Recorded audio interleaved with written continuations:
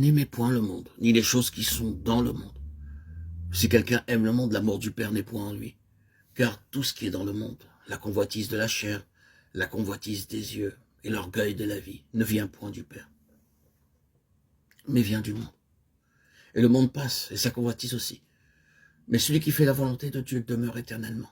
1 Jean 2, 15, 17. La première chose est la convoitise de la chair, ou en d'autres termes, les plaisirs de ce monde. Ensuite, la convoitise des yeux, ou possession. Enfin, l'orgueil de la vie, ou position. Dans le monde, les gens sont affamés de ces trois choses. Ils luttent pour cela.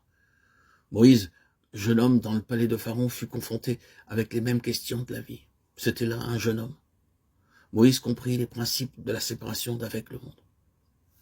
C'est par la foi que Moïse, devenu grand, refusa d'être appelé fils de la fille de Pharaon, aimant mieux être maltraité avec le peuple de Dieu que d'avoir pour un temps la jouissance du péché. Hébreux 11, 24, 25.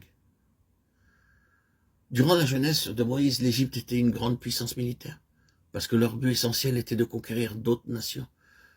Ils possédaient beaucoup de trésors. Sur un plan moral, l'Égypte était pleine de corruption, toutes sortes de plaisirs, plein de péchés s'y trouvaient. Moïse s'y trouvait durant ce temps d'épreuve. Il refusa de jouir du statut princier, celui de fils d'une maison royale avec les plaisirs et les possessions. D'un côté, l'Égypte offrait à Moïse le monde, de l'autre, Christ offrait les reproches et l'affliction. Mais Moïse choisit les afflictions et les reproches parce qu'il avait en vue pour prix la rémunération. Moïse n'était pas un myope, spirituellement parlant. Il fut capable de voir la gloire éternelle que Dieu avait placée devant lui. Le même principe s'applique aussi pour nous. Nous ne pouvons pas dire oui au monde et à Christ. Lorsque nous sommes séparés du monde et séparés pour Dieu, la récompense est la jouissance incomparable de la plénitude en Christ. Je peux illustrer cela très simplement. Un maître d'école du dimanche racontait l'histoire de l'homme riche et de Lazare à un groupe de garçons et de filles. Après avoir raconté l'histoire, le maître dit « Quel homme aimeriez-vous être ?» Un petit garçon répondit « Maître, dans le monde, je veux être comme l'homme riche et après la mort, je veux être comme le pauvre Lazare. » Je rapporte cette illustration pour montrer combien le désir de ce garçon est aussi le nôtre. Nous voulons le monde et les richesses de Christ. Nous devons être complètement séparés du monde. Pour goûter la plénitude qui est en Christ, il nous faut cette séparation. Comme le peuple d'Israël, être séparé.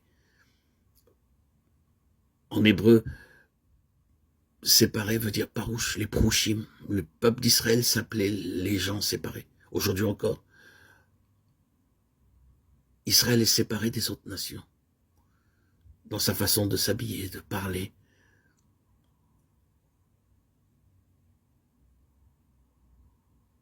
Dans sa foi. C'est un peuple à part.